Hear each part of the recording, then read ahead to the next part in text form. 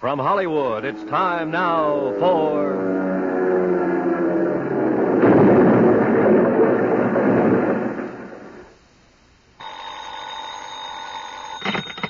Johnny Dollar. Pete Codley, Johnny. Guaranteed Transport. Oh, hiya, Pete. Seen the papers? No, I just got up. Why? What's happened? Air crash, for one thing. Air crash? Where? Mexico.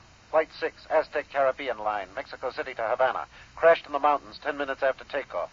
7 passengers and a crew of 3. Survivors? The way it sounds, none. Oh, tough. How do you come into it, Pete? We underwrite a company that handles flight insurance down there. 3 of the passengers bought policies at the airport. We're stuck for $75,000.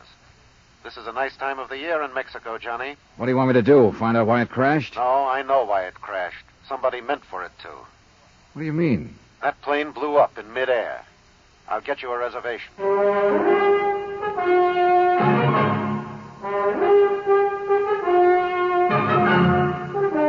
Tonight and every weekday night, Bob Bailey in the transcribed adventures of the man with the action-packed expense account, America's fabulous freelance insurance investigator. Yours truly, Johnny Dollar.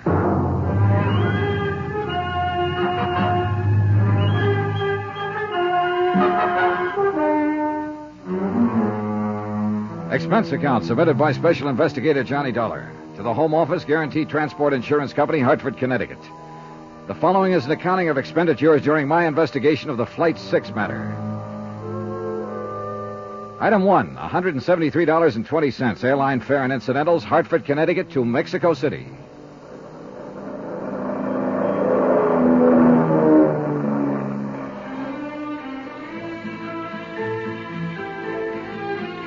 I checked my baggage through customs and started making inquiries, and more inquiries, and then some more. And after the 14th Quien Sabe, maybe is better you ask him, I found the office I was looking for. Or at least I thought I'd found it. The flowery Spanish title on the door translated roughly into Inspector General of the Department of Civil Air Transport. But when I opened the door, I wasn't so sure. Come in, Jack. Make yourself to home. Oh, I'm sorry. I was looking for You found him. That's me. Don't let the big words on the door fool you. I'm all there is. There ain't no more. So come in. Shut the door. All right, thanks. Is your name Dollar? That's right, Johnny Dollar. Macklin here. Macklin. One-time mongrel from the south side of Chicago. I got a wire from your office. Said you'd be in on Pan Am Flight 12. Pull up a chair and squat with you. All right. Or what were you expecting? Spanish grandee with a white silk shirt, a black silk tie, and a second cousin on the cabinet? Well, maybe. At least I wasn't figuring on a Southside Mick with a 17th century desk and a cotton sweatshirt. Well, now, here's what little dope we've got on the crash. Most of it you probably know already. I left on 20-minute notice. All I've seen is one newspaper item. I can use a lot more. Well, you won't get much more out of that report. We got a crew over at the wreckage around 2 hours ago. Survivors? No, he didn't have a chance. That crate is scattered over 10 acres of mountainside. Didn't catch fire, though, so we might turn up something or other. Oh, I got a good man in charge up there, Juno Romero. You'll meet him later. I'm sending another jeep up there in a few minutes, and you can go along if you want. Thanks, I will. My company figures sabotage. Any chance they're wrong? Could it have been accidental? Equipment failure, personnel failure, something like that? Well, if I thought so, I'd be up there at the wreck myself. That'd be my kind of job. But this one's different. You know, it's detective work, your kind of job. And Gino Romero's.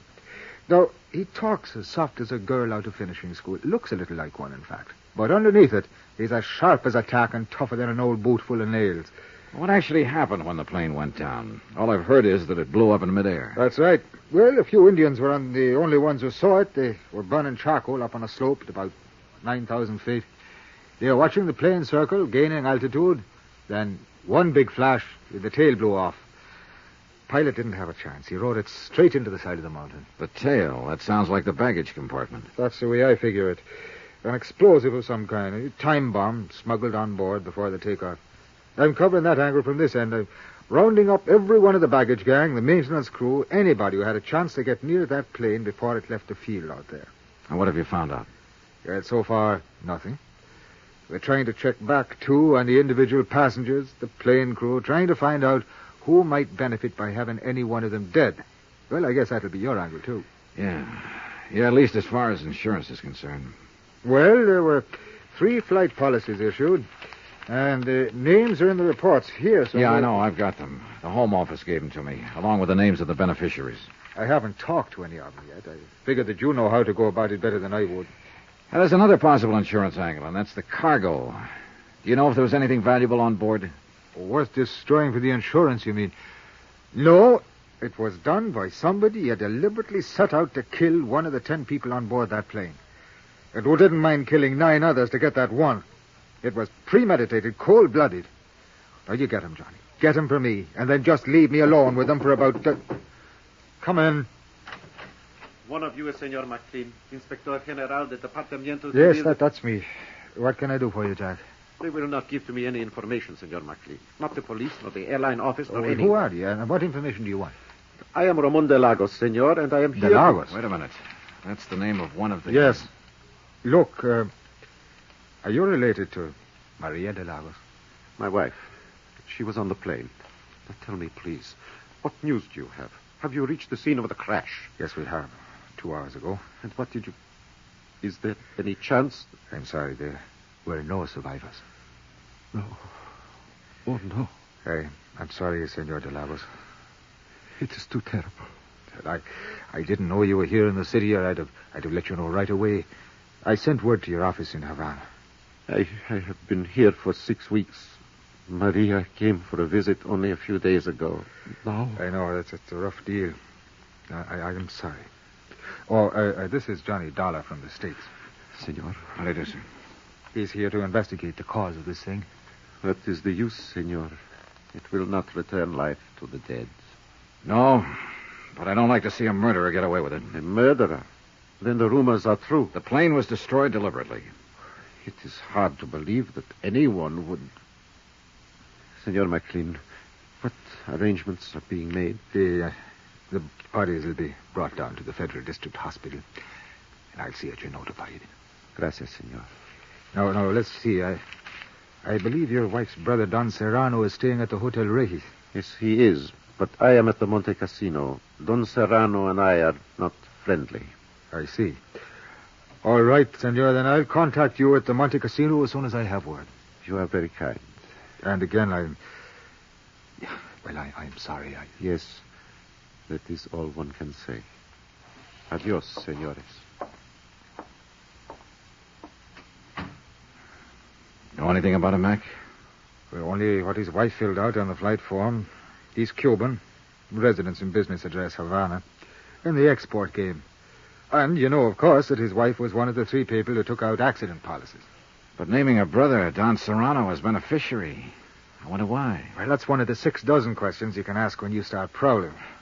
Look, I hate to rush you, Johnny, but I ought to start that jeep up the mountain. I'm ready anytime. I'll let Gino know you're coming. You check with me if you want anything. You'll have full cooperation from the federal police and the government. And to repeat just one thing, Johnny. Yeah, I know. Whoever did it, get him. Check.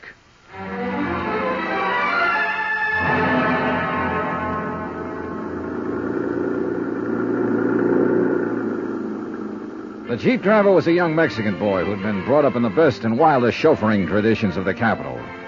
He knew only one way to drive, with both accelerator and horn wide open.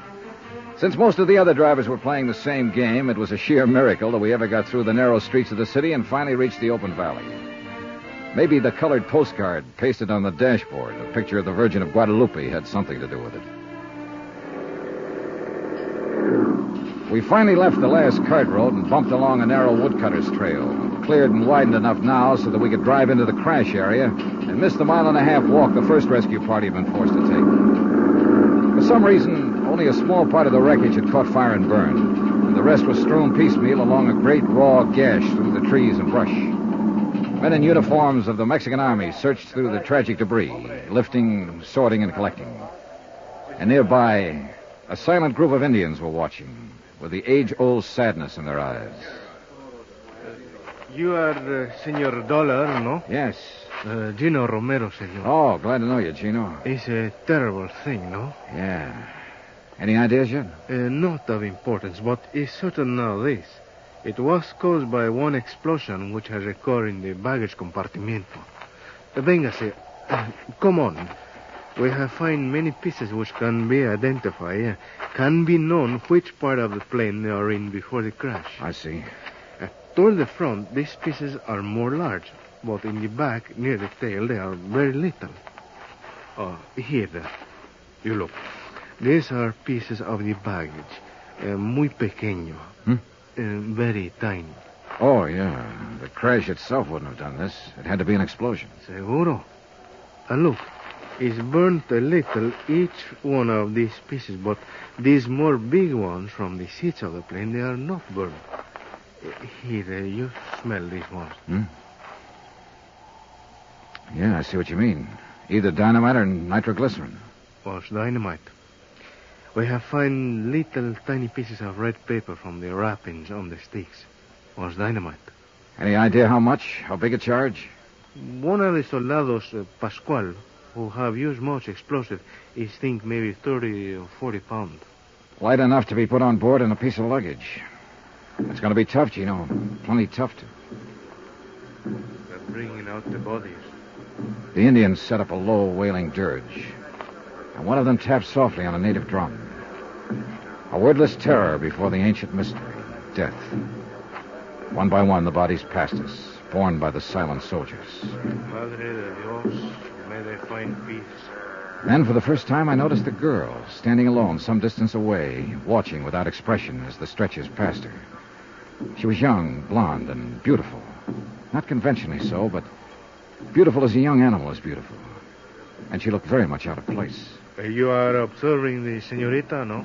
What's she doing up here? ¿Quién sabe? She's strange, that one. Always she's look for danger. She's what you say, the daredevil. But it's like she always have the charm. Death has never find her. So perhaps she has come here to look on his face. Do you know who she is? Pues sí. She's American. Her name is Marvel Terrence. Marvel Terrence. You have heard of her, senor? I'd heard of her, all right. And I'd wondered what kind of a girl would have a first name like Marvel. And now I knew, partly at least. And I planned to find out a whole lot more. 3 of the people who died on that plane had taken out flight policies. Maria de Lagos was one of them. The other 2 were men, both of whom had named as beneficiary Marvel Terrence.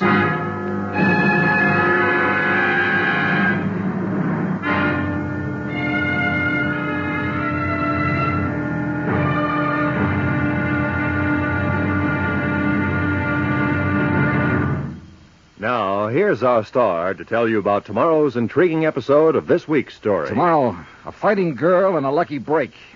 And then murder cancels the score. Join us, won't you? Yours truly, Johnny Dollar.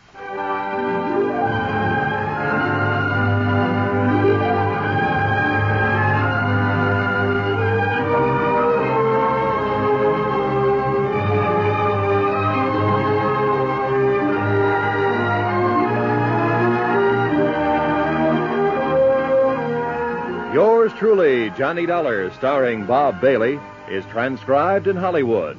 Written by Les Crutchfield, it is produced and directed by Jack Johnstone. Be sure to join us tomorrow night, same time and station, for the next exciting episode of Yours truly, Johnny Dollar.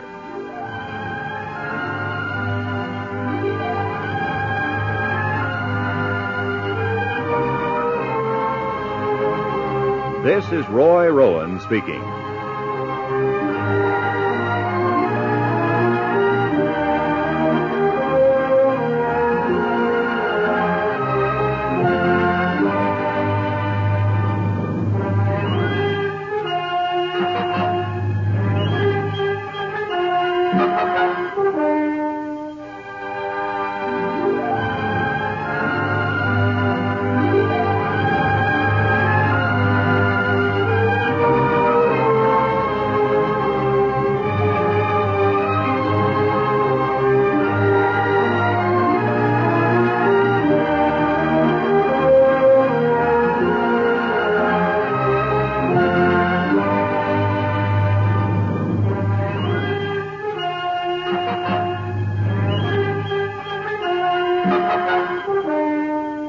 From Hollywood, it's time now for... Johnny Dollar here. Go ahead. McMacklin, Johnny. Is Gino around? Yeah, he's over across the slope at the moment. They're getting the bodies out of what's left of the plane. Well, how does it look? Anything new? Nothing we hadn't already guessed. It was an explosion, all right. Dynamite in the baggage compartment. Probably put on board in a piece of luggage. Well, that figures.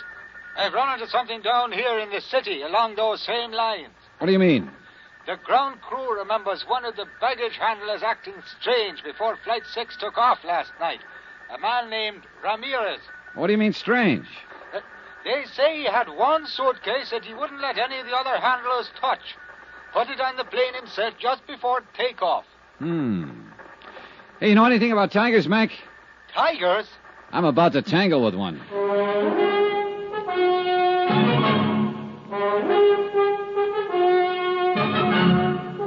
Tonight and every weekday night, Bob Bailey in the transcribed adventures of the man with the action-packed expense account, America's fabulous freelance insurance investigator. Yours truly, Johnny Dollar.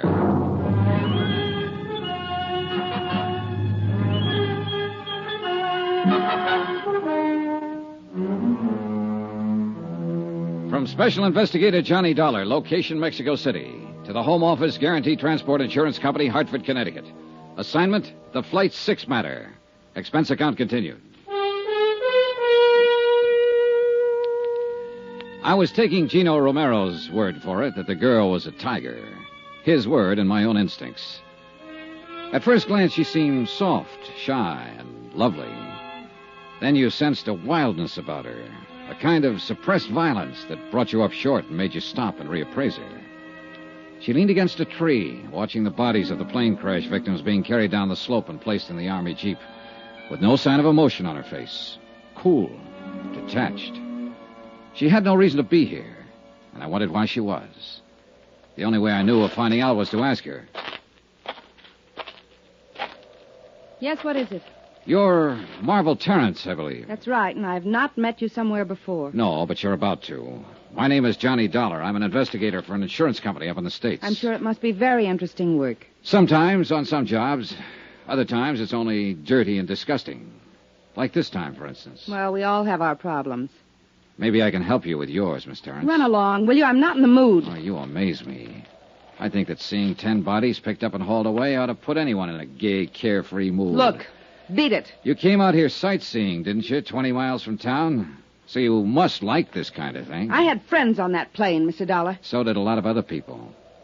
But maybe not as good friends as you had. I don't know what you're talking about, and I don't care. E.H. Palmer and Jim Rourke? Were those your friends, Miss Terrence? Now, let's get this straight. I'm not interested in playing footsies or any other game you have in mind. You're wasting your time, Buster. Now get going. Oh, well, wait a minute. Maybe you've got the wrong idea. This isn't just a social chat. No, you want to help me with my problem. Just one problem.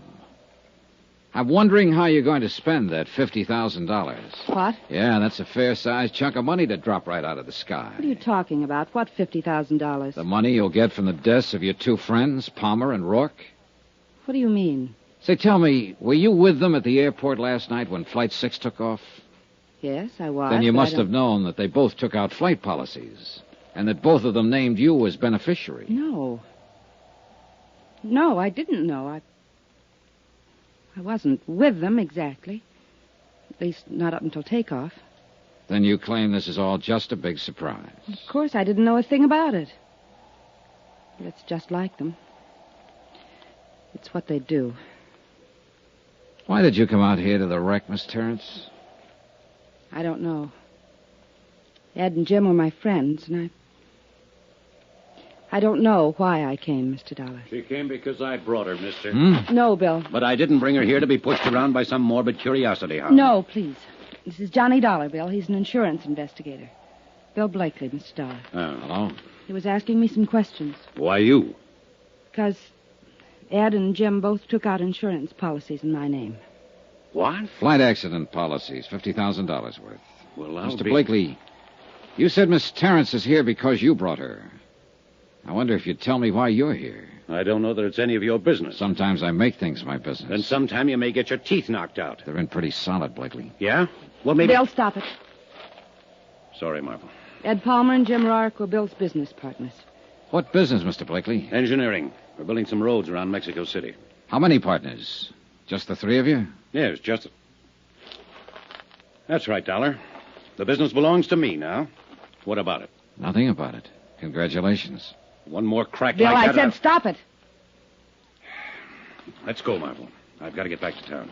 Wait for me at the truck. I'll be there in a few minutes. All right. Suit yourself. Dollar, just one thing. Don't push me. Blakely, 10 people died over there on that hillside last night. They were murdered. I intend to find out who did it.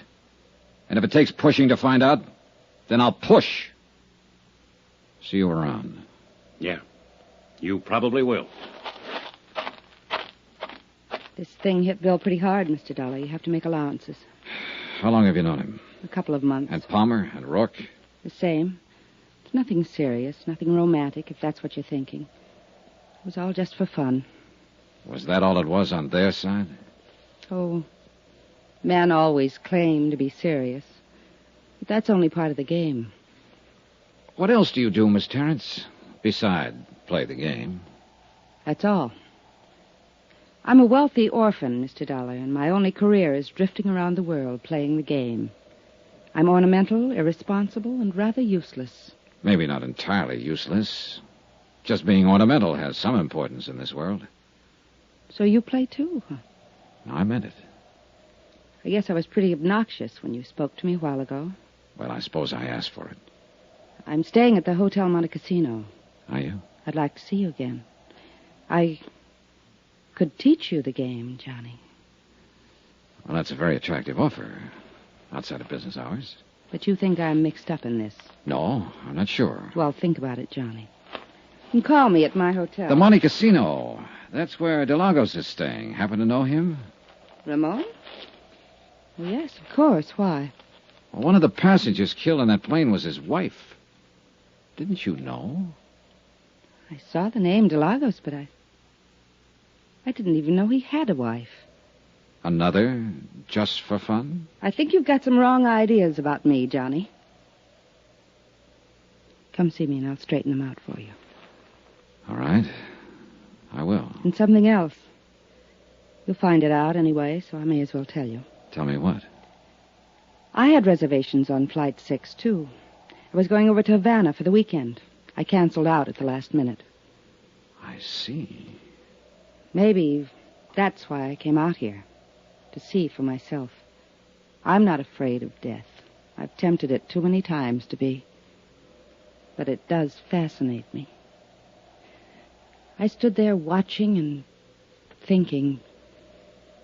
Could have been me being carried down that slope. Except for luck. Why did you cancel out at the last minute? I was talked out of making the trip. By whom? Bill Blakely. I watched her swing down the slope, lithe, erect, and lovely. A strange girl, with an air of aloneness about her. An air that I felt would be with her even in a crowd. Strange, but also compelling. Exciting. She might be involved, or she might not. I didn't know. But I was sure of one thing. In either case, I was going to see her again.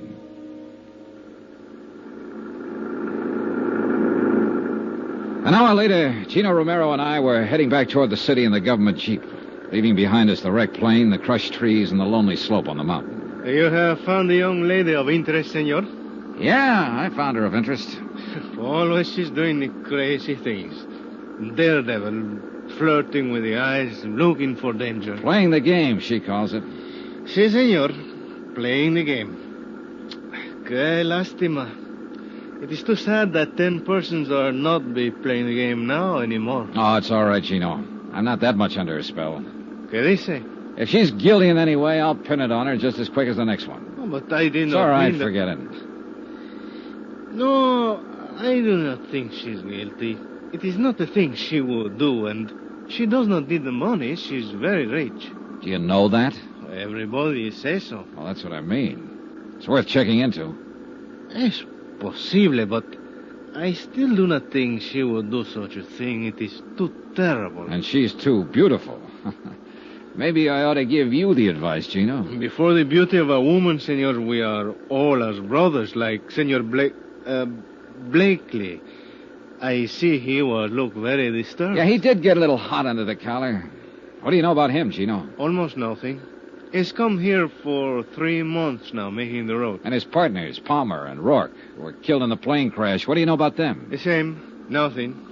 They all arrive together. Always they work together, play together. Then along came Marvel Terrence. True. They were all rivals for the senorita. And there is one thing. What's that? They have the building for the machinery outside the city, the warehouse, you call it. What about it? In this warehouse, they keep much dynamite.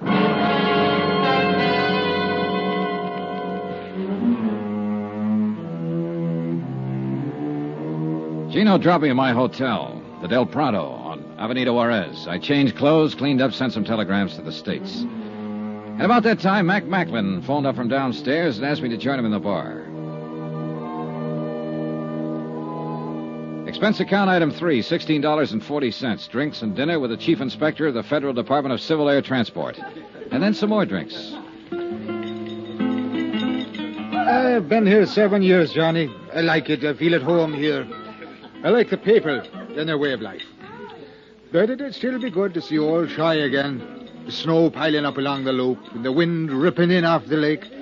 The crazy little joints along Baker Street. When were you there last, Mac? 1932. Oh, then you're about due. Oh, why don't you take a couple of weeks and fly up there? No. Too much water under the bridge, Johnny. Too many little wars here and there in the world since 32. And too often McMacklin was flying in them. On one side or the other. Oh, what of it? Well, you know, Uncle Sam frowns on that kind of thing, Johnny, so we've got a sort of an understanding. I stay the heck away, and he forgets about me. I see. I've got no complaints, actually. I'm doing all right here, but sometimes I sure do get homesick for the old town. Of course, it's probably changed so much that Oh, yeah, yes. Con permiso de telephone, Senor Macklin. Oh, thanks. I plug it in. Hello, yeah? What? All right. Well, have you told the federal police? Yeah, I'll be here for a while. Adios. Well, we just lost our best angle, Johnny. What do you mean? That baggage handler, the one I figured slipped the dynamite on board the plane. The boys just now located him. His throat has been cut.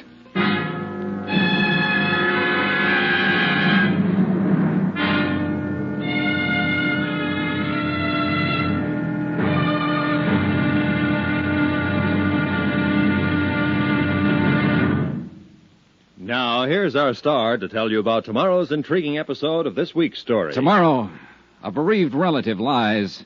A frustrated lover comes up fighting. And a lovely lady in the case just vanishes. Join us, won't you? Yours truly, Johnny Dollar.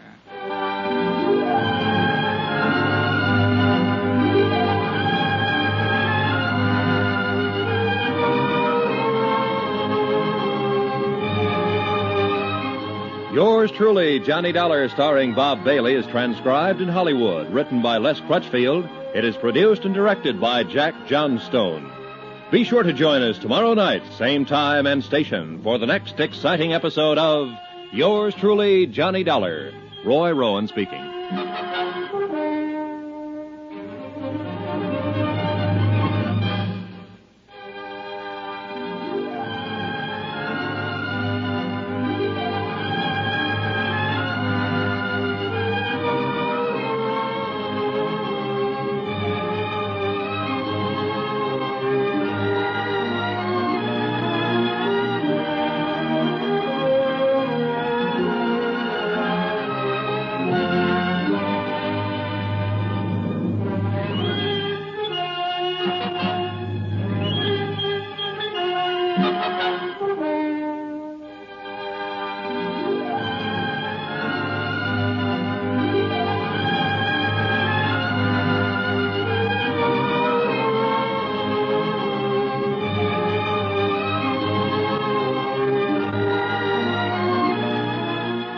From Hollywood, it's time now for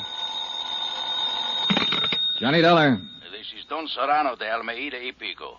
Oh? We have not met, Senor Dollar. No, all right. I've been sure to remember the name. Don Serrano.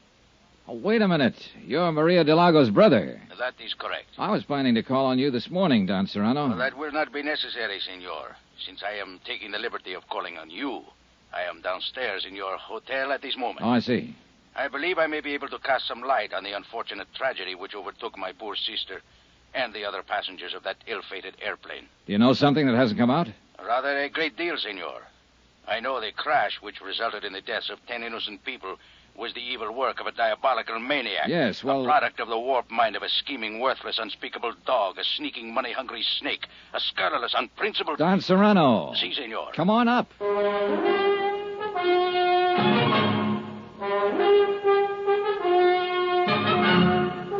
Tonight and every weekday night, Bob Bailey in the transcribed adventures of the man with the action-packed expense account, America's fabulous freelance insurance investigator. Yours truly, Johnny Dollar.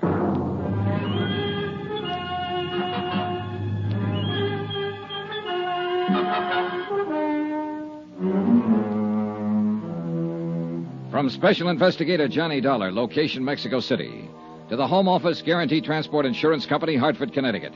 Assignment, the Flight 6 matter. Expense account continued. Item 5, $3.90, room service. Breakfast for myself and a pot of coffee for my visitor, Don Serrano de Almeida y Pico, I think. He was a thin, straight man with a small goatee and the face of a hawk. Stiff, formal, unbending. A classy grande type from an old school long out of business. And a man of much suppressed violence and hate. Once upon a time, senor, there existed a gentleman's code for the settlement of such matters as this. The duello, as it was called. But we are living now in lesser and more decadent times. A man is no longer permitted to kill his enemies. He must suffer interference by the police, the Civil Air Transport Department, the government. And even special investigators from the States, huh? Is that what you mean? I was not speaking personally, Senor Dollar. You are as much a victim of the times as I am. Well, it doesn't seem to be irritating me as much. More coffee, Don Serrano? Gracias, no. Perhaps it is because you have not lost your dearly beloved sister, senor. Oh, maybe. In that, at least, you have my sympathy. But let's get to the point. You've done quite a lot of talking about wanting to kill somebody, but I'm still not too sure who or why or what. It is very simple, senor. Not to me. Suppose we start at the beginning. As you like. But who can ever say what is the beginning of anything? All right, then let's be arbitrary about it. Let's start 3 weeks ago when your sister Maria came here from Havana to join her husband, Ramon de Lagos. I believe you said Ramon had been here for a month at that time on some kind of a business deal. A business deal? Do I look like a fool, senor? Oh, now, let's stick to the point. Women. That is his business, senor. Women with money. Then a week ago, Maria wired you, said she was terribly unhappy, and asked you to come at once. And when you got here, she told you what was the matter. She said Ramon was carrying on with an American girl named Marvel Terrence. A Jezebel, senor. So you took over. You got Maria an airline reservation back to Havana on Flight 6, the one that crashed, and told her you'd handle Ramon. Oh, she was putty in his hands. He lied to her every day since they were married, and she always ended up by believing him. I told her in the beginning he was interested only in her wealth. Which amounts to how much? Oh, much. Even after Ramon's foolish dissipation over the last few years. What happens to her estate now? Half of it she was permitted to dispose of as she wished. She made a will some time ago in favor of Ramon. Against my advice, I may say. What about the other half? Now, that reverts to me, senor. Oh? It is a matter of family tradition. Who managed your sister's estate before Ramon came into the picture? I did, senor. And quite profitably. I did not waste my energies on illicit follies and ludicrous intrigue. All right. Night before last, then, you took Maria to the airport and saw her off on a plane. Si. Well, what was she planning to do when she got back to Havana? Was she going to divorce Ramon? My sister was a very pious woman. May she rest in peace. Her religion would never permit such an act. I see. And, of course, there was the matter of family tradition. Oh, naturally. Did Ramon go to the airport with you? I had not seen Ramon since the night before, nor had Maria. We had quarreled violently over his disgraceful conduct. Did Ramon know that his wife was taking Flight 6? I informed him the night before. Did you or Maria see him at the airport? Oh, no, senor. He was much too clever. He managed to keep out of sight. Then how can you be sure he was there?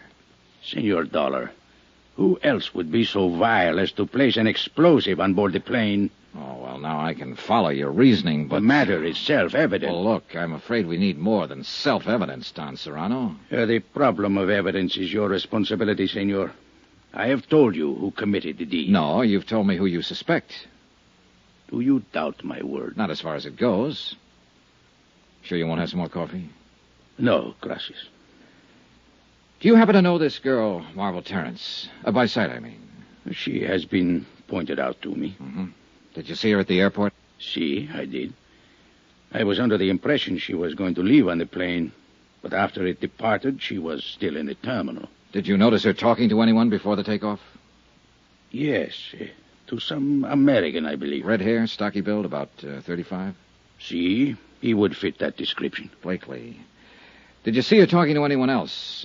Any of the baggage handlers or the ground crew? I'm afraid I did not notice. Is it important? It could be.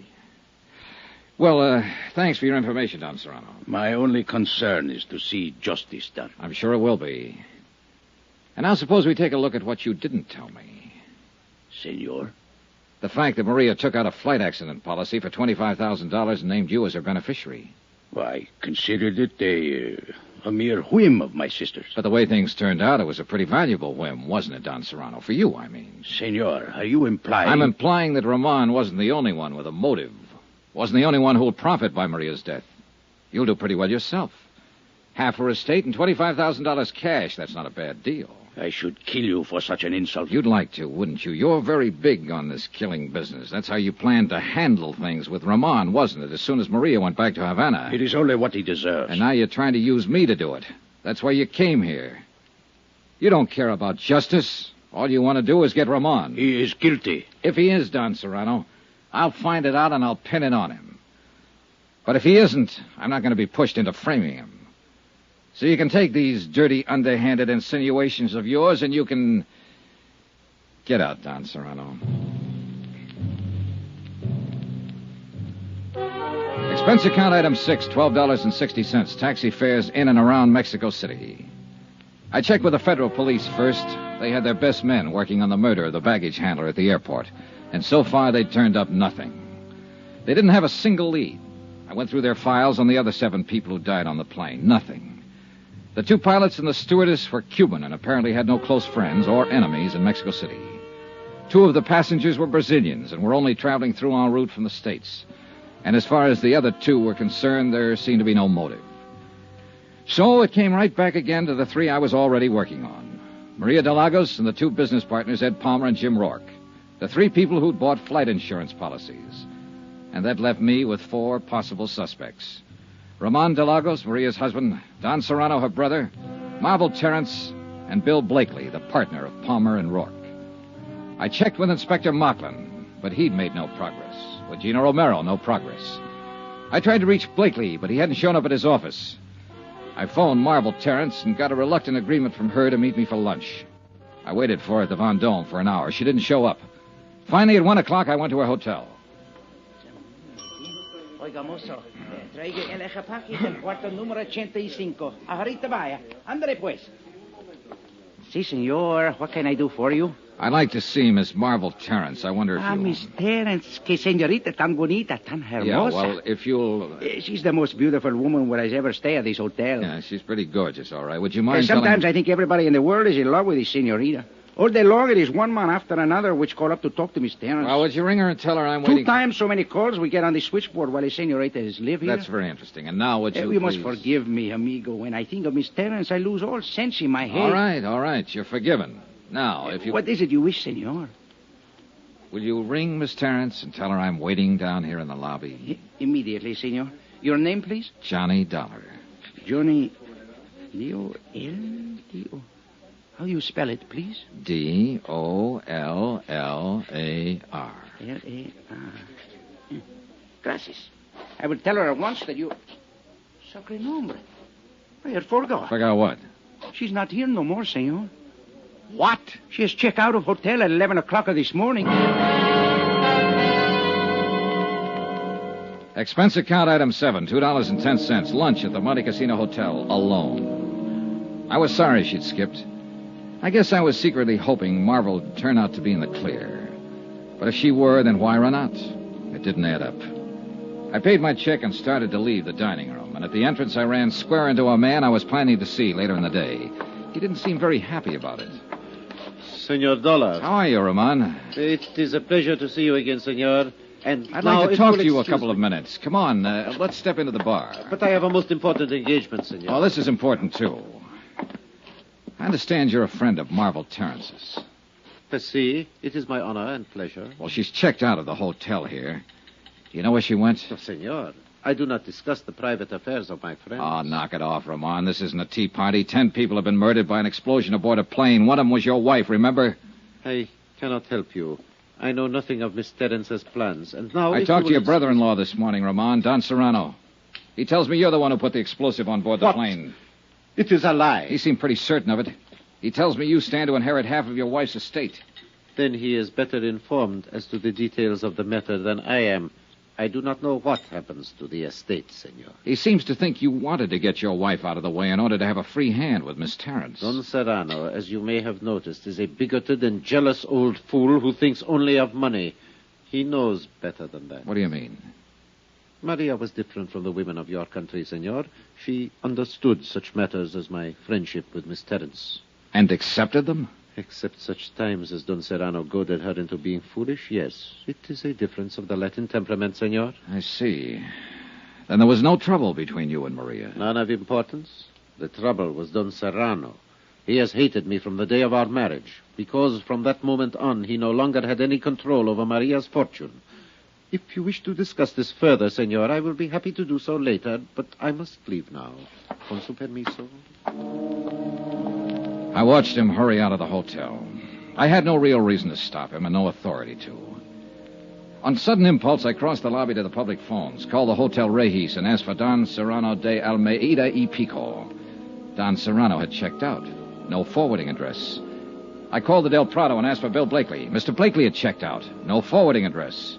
I left the phone booth and hurried back to the desk. The clerk was very sorry. Ramon de Lagos had checked out earlier in the day.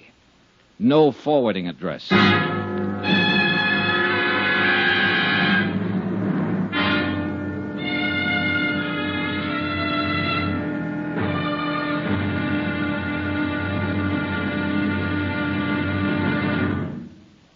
Now, here's our star to tell you about tomorrow's intriguing episode of this week's story. Tomorrow, a rendezvous in a tropic port. And a lot of things come together. Things like romance, desire, and death. Join us, won't you? Yours truly, Johnny Dollar.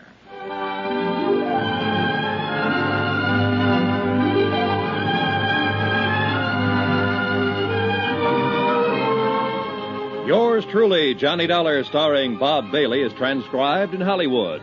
Written by Les Crutchfield, it is produced and directed by Jack Johnstone.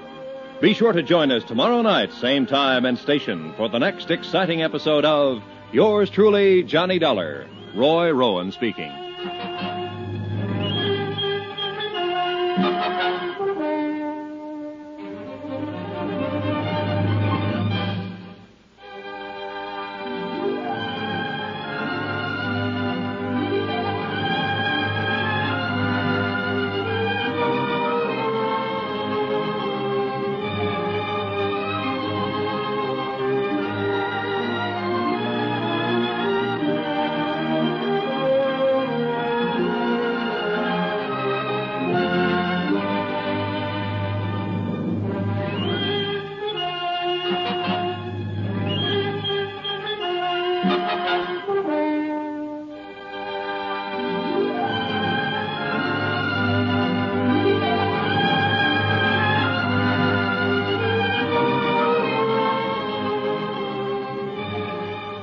From Hollywood, it's time now for...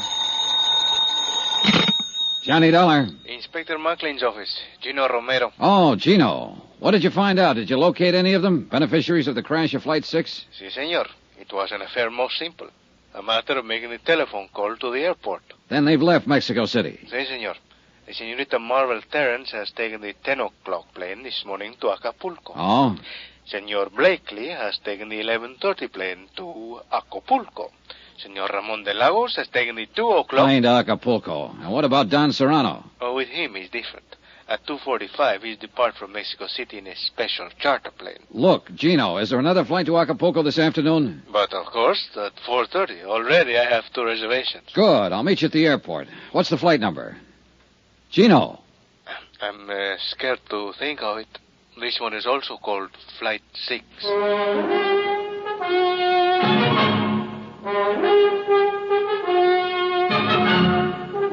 Tonight and every weekday night, Bob Bailey in the transcribed adventures of the man with the action-packed expense account, America's fabulous freelance insurance investigator. Yours truly, Johnny Dollar.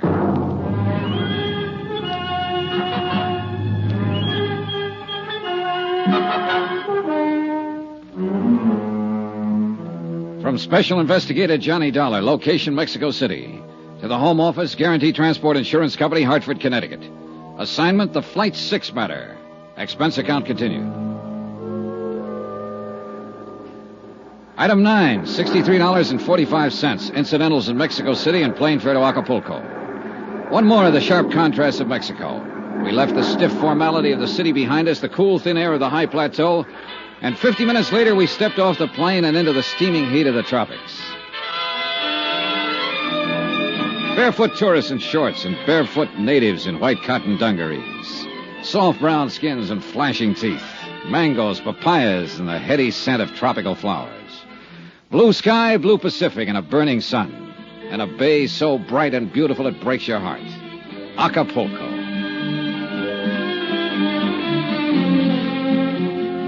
Gino Romero of the Department of Civil Air Transport knew his way around. So I waited for him while he checked his contacts, airport police, custom agents, limousine drivers. And in a few minutes, he'd made his rounds and rejoined me in front of the terminal. It is an affair most simple, senor. A merely matter of ask the question and listen to the answer. What did you find out, Gino? Senorita Miss Stearns is stay at the Hotel Los Flamingos. So? Senor Blakely is also stay there. Ramon de Lagos is go to the Hotel Caleta. And Don Serrano is stay at the Club de Pesca. So you see? Yeah, I see. All right, Gino, let's get going. And where we are going is to the... We'll put up at the Los Flamingos. That is what I expect. Oh, she's very beautiful, senor. True, but there are even better reasons for staying there. ¿Qué dice? Well, in some way, I'm not yet sure how. I think this whole thing centers right around Marble Terrace. You think it's possible she's guilty of the crash of the Flight 6 to collect the insurance? Maybe. Or she might have been used. Or maybe... Oh, I don't know, Gino. But it's about time we found out.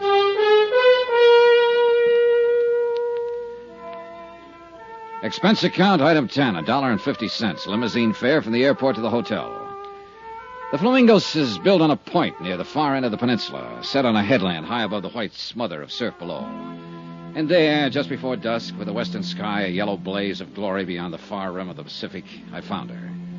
She was sitting on the open terrace by the edge of the cliff. And once again, she was alone. Sit down, Johnny. Thanks. I suppose I should be surprised, but I'm not, really. I guess I rather expected you. Well, then wasn't it a waste of time to run away from Mexico City? I've always run away, I guess. And most of the time, I imagine you've been followed. Or maybe I wanted to face you here, where it's so beautiful. Where perhaps you'd be able to understand me a little better. Is that what you want, Marble? To be understood? Doesn't every woman? I thought it was more often the man. And usually it's his wife who doesn't understand him, isn't it? I see this isn't going to be just a social chat. Oh, I doubt if it could ever be just a social chat. Not with you. You've got too much impact for that. A compliment? That's a fact. There's no place else in the world with sunsets like the ones here. Every evening. It's like there's another land way off there in the west. It's a strange, bright, golden land. And it keeps calling, coaxing. Only in a little while it'll disappear. And everything will be dark off there in the west. Maybe you do understand me, Johnny. Maybe that's why I'm half afraid of you. Another reason I ran, maybe. I can be a fool, easy. Sort of hereditary defect, you might say. Well, that's a common affliction. Rarely fatal. Rarely doesn't help. Once is enough. You know something. When I die, I want to be buried up there in the middle of a sunset. It'd be kind of lonely, wouldn't it? I think I've always been lonely. Do you know I haven't a single living relative in the world, not one. I was 14 when my parents were killed in an auto accident. I stayed in a boarding school, and the bank handled the estate. When I was 21, they turned it over to me. And since then, I guess that's not what you want to know, though, is it? Not exactly. Want to tell me about it, Marvel? No. As a matter of fact, I don't. I don't even want to think about it. It would be better if you would. For whom? For me? I doubt it. I feel dirty, Johnny. Telling wouldn't change that. It might. Anything I'd tell you would be only suspicion, not fact. Wouldn't? Unless, of course, you're expecting a confession. Do you have one to make? No. But you know who caused Flight 6 to blow up and why, don't you? No. I can make a guess, that's all. Like to tell me that guess? You'll find out soon enough, Johnny, and I'd rather it didn't come from me. 11 people have died, Marvel. I know. 10 on the plane that crashed, and the baggage handler who was murdered later, and You whoever... don't have to remind me of it. I couldn't forget it if I wanted to. I told you how I felt, now drop it, Johnny. All right. I didn't know. That's all I can claim. I just didn't know. What do you mean? Nothing. Look.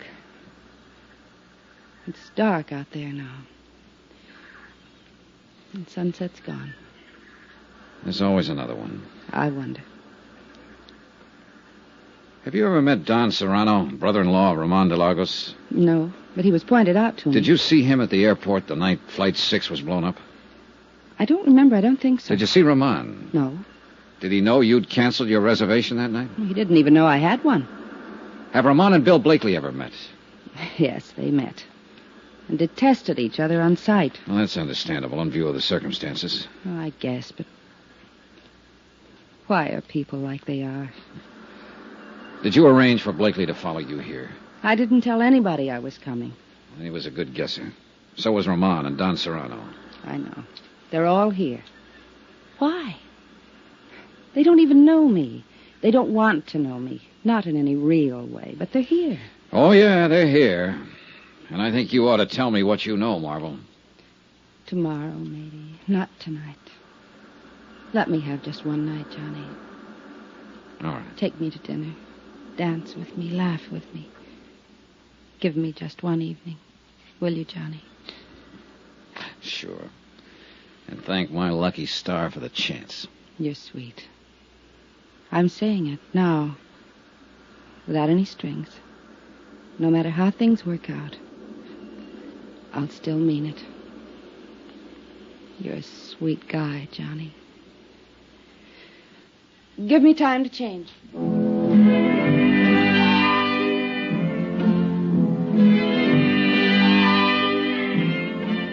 I went to my room and made 2 phone calls while I waited for her.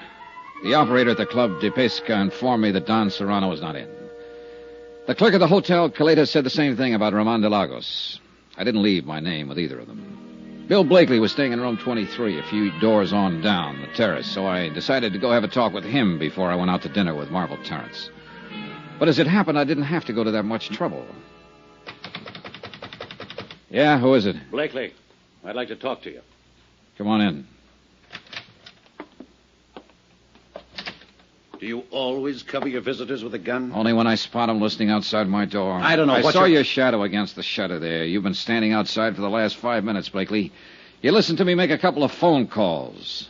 Did you learn anything you wanted to know? Dollar, suppose you were suspected of sabotaging an airliner and killing 10 people. Wouldn't you want to know what kind of a case was being built up against you? What makes you think you're under suspicion, Blakely? I know I am. Ed Palmer and Jim Rourke were my partners. When they died on that plane, I became sole owner of the firm. There's the motive. I've got a warehouse full of dynamite in Mexico City. There's the method. I can go even farther than that. What do you mean? You mentioned one motive. Why didn't you mention the other one? What other one? Marvel Terrence. That crash not only eliminated a pair of business partners, it wiped out a couple of rivals. Just one thing wrong with that, Dollar. Marvel had a reservation on that plane herself. She only decided at the last minute not to go. I wouldn't have been gaining much if I'd killed her along with my rivals, as you call them. Uh-huh. Maybe that's why you cornered her at the airport and argued her out of going. Yes, I did talk her out of the trip. But not because I'd planted an explosive on board. How do you feel about her, Blakely? I'd give my left arm. It wouldn't do any good. I'm just not the guy. I never have been and never will be. Maybe you are. She says she's having dinner with you tonight. That's right. She is. How do you feel about her, Dollar? I don't know. Expense account item 11, $26.40. Taxis, dinner, drinks, and dancing for two. The Copacabana with its blue lights and the surf right at your feet and a million stars low enough to touch the warm water of the bay lapping softly at the pilings. The Las Americas, the Casablanca, music, champagne, and the tropic night. And then finally, much later. Good night, Johnny, and thank you. Tonight, for the first time I can remember, I wasn't alone. And then, only an hour afterward, I was wakened out of a sound sleep. Senor Dollar. Right with you, Gino. What was it? It's a senorita, I think. She's a number 8. Come on. But she wasn't a number 8. Her door was standing open and the room was empty. We searched the terrace out toward the edge of the cliff where I talked with her at sunset. We saw the broken section of railing and found one of her slippers and a pack of her cigarettes lying nearby. In pitch darkness, we slid and scrambled down the steep path to the beach. And there by the edge of the surf, we found her. The warm foam reached out for her, as though to carry her away, to that last sunset she'd loved so much. She looked very beautiful, but very much alone. As alone and as lonely as death.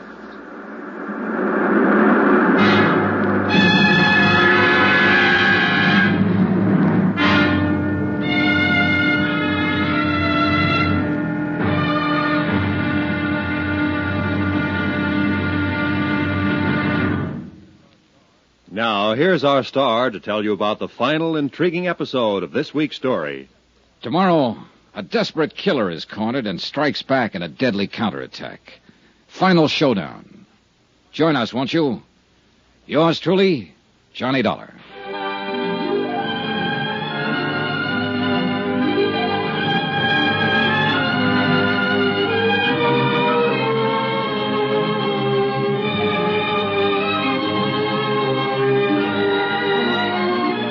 Yours truly, Johnny Dollar, starring Bob Bailey, is transcribed in Hollywood. Written by Les Crutchfield, it is produced and directed by Jack Johnstone. Be sure to join us tomorrow night, same time and station, for the next exciting episode of Yours truly, Johnny Dollar. Roy Rowan speaking.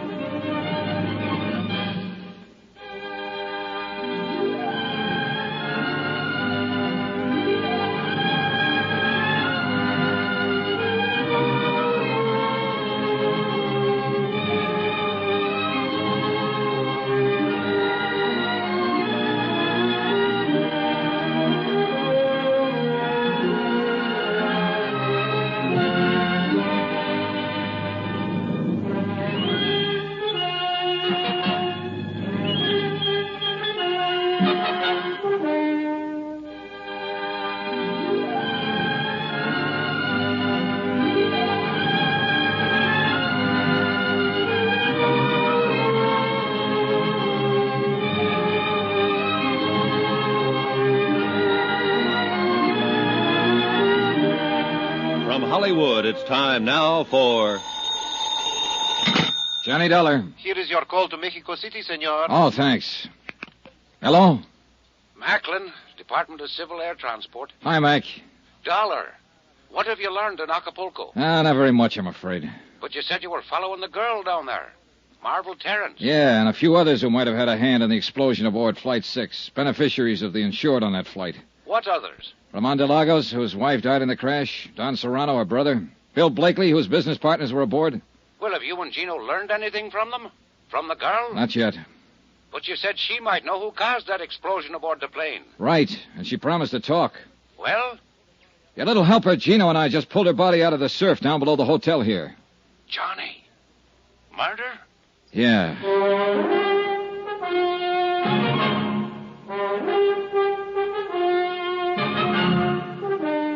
Tonight and every weekday night, Bob Bailey in the transcribed adventures of the man with the action-packed expense account, America's fabulous freelance insurance investigator. Yours truly, Johnny Dollar.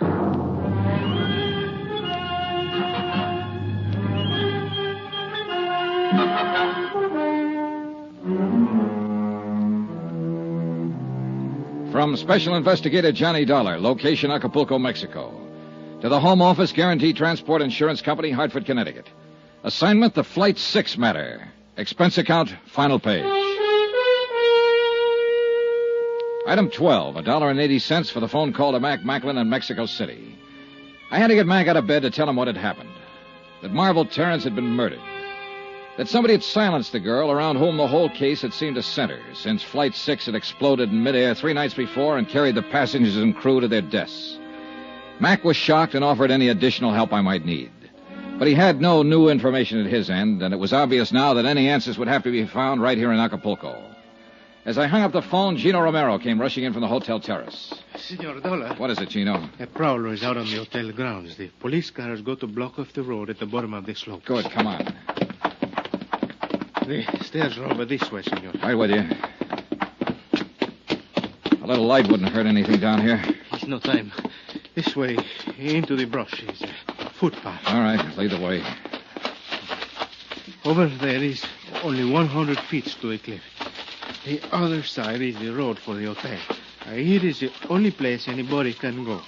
It's down this slope. Yeah, but there are plenty of places to hide. Si, senor, but it's a matter... Oh, wait. Huh? Listen. We could hear someone moving through the jungle growth a few yards away, moving swiftly but cautiously. Then a sudden silence. Whoever it was had also stopped and was listening for Gino and me. We waited for the fugitive to move again, straining our ears, trying to tag the location. Seconds passed. Then a slight rustle ahead of us. Gino nudged me, and we slipped quietly toward the sound.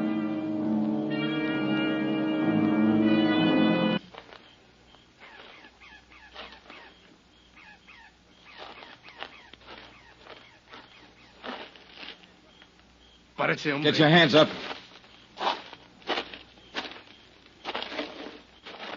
Well. Buenas noches, Senor Dollar. You seem to be quite a night owl, Don Serrano. Not ordinarily, Senor. The circumstances which place me in this rather awkward position are not usual ones, I assure you. You were up there prowling around the hotel. Why?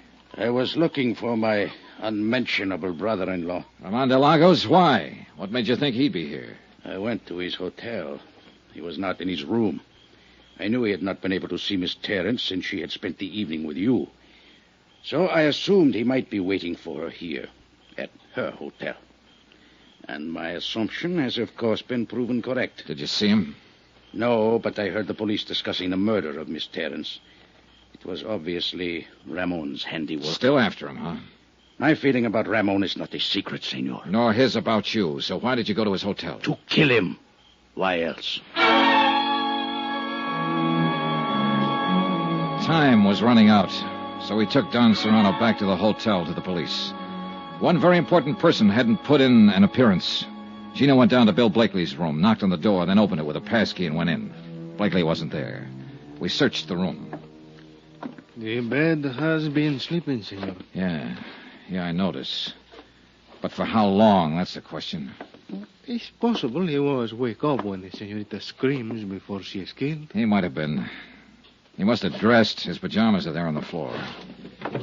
I wonder. Quien sabe if it was a quarrel of lovers, the jealousy. He did not like it when the senorita was go with you tonight. I don't think it's that simple, Gino. Let's get this bag open, have a look inside. Maybe we can... It's not even locked. He seems to have been traveling light. There on the top, senor. Yeah, I see. What is it? Box of .38 caliber cartridges spilled open. And that piece of oilcloth. He had a gun packed in here. No, it's gone.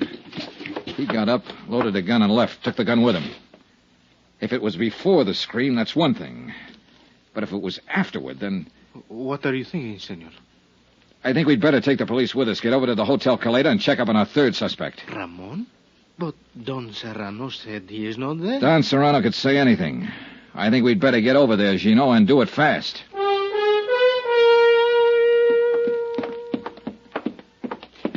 clerk said room 34. That's the second door down. See. Let's go.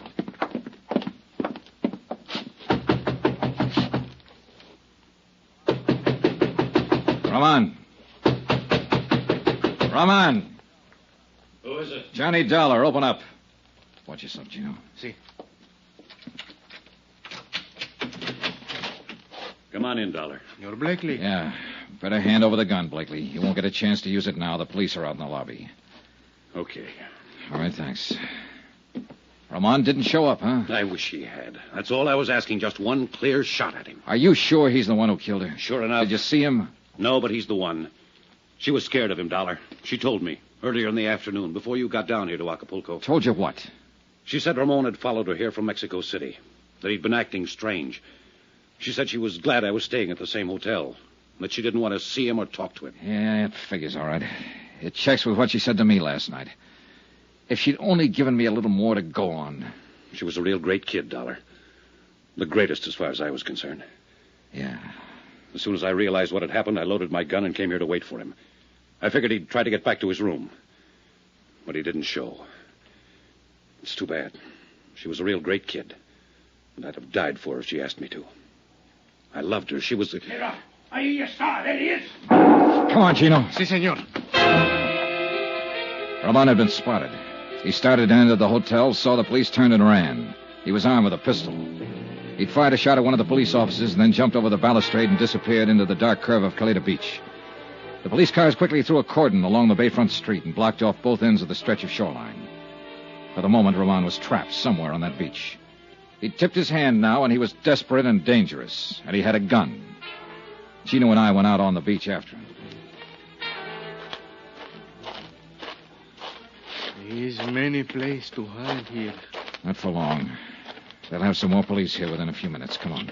It's maybe better we wait, senor. I do not think Ramon is planned to be taken alive. I can still see that girl, Gino, lying at the foot of the cliff. Si, senor. I remember. Espérate. What is it?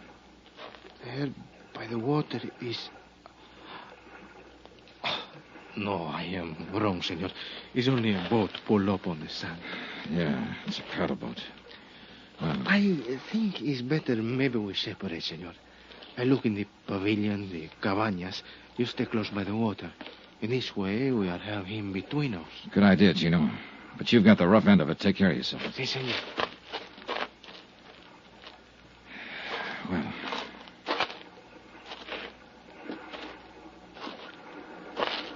not much cover along the shoreline here. Do not move, senor. Do not make a sound. Well, Roman. So you were hiding behind that boat. I have nothing to lose now, senor. If you make one move or try to call out, I will kill you. Yeah, I think you would.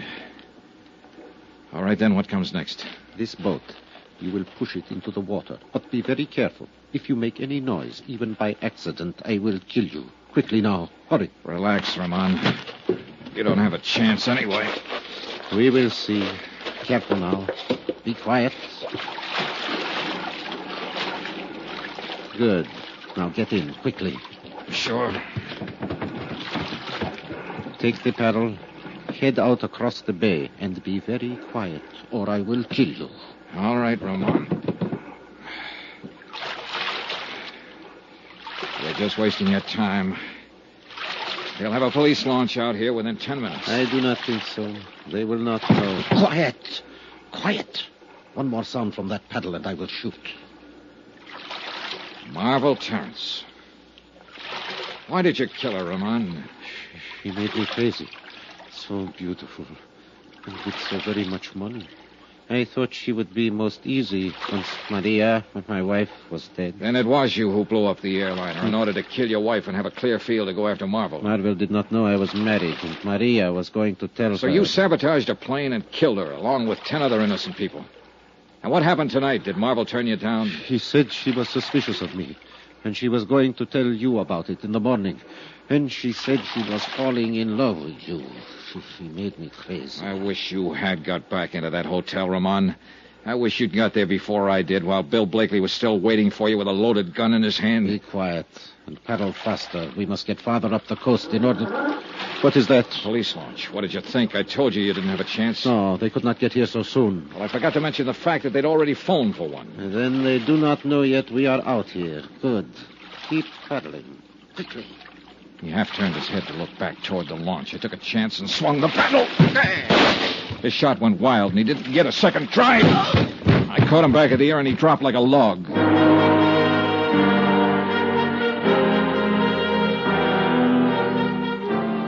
The police located our boat a few minutes later and hauled him over the gunwale and into the launch. And that should have been the end of it. But none of us realized Ramon's insane desperation. He'd only been pretending unconsciousness.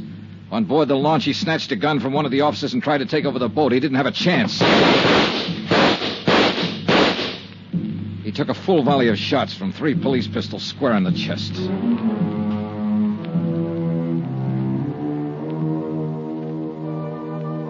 Expense account item 13, $312.20. Hotel and incidentals in Acapulco and Mexico City and plane fare back to the States. Expense account total, $608.10. End of expense account, end of report. Remarks? I'll never see another sunset now without thinking of her somewhere out beyond it. I hope she doesn't feel alone anymore. Yours truly, Johnny Dollar.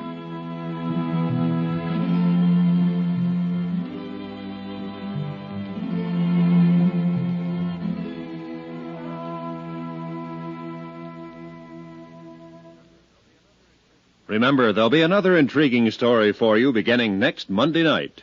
Next week, a dead girl comes to life in a case that's packed with lies.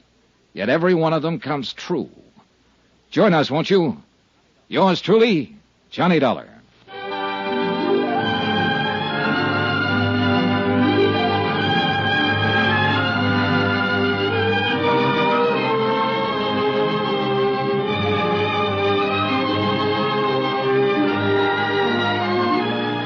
Yours truly, Johnny Dollar, starring Bob Bailey, is transcribed in Hollywood. Written by Les Crutchfield, it is produced and directed by Jack Johnstone. Heard in this week's cast were Virginia Gregg, Ben Wright, Edgar Barrier, Don Diamond, Russ Thorson, and Jack Moyles. Musical supervision by Amerigo Marino. Be sure to join us on Monday night, same time and station, for another exciting story of yours truly, Johnny Dollar. This is Roy Rowan speaking.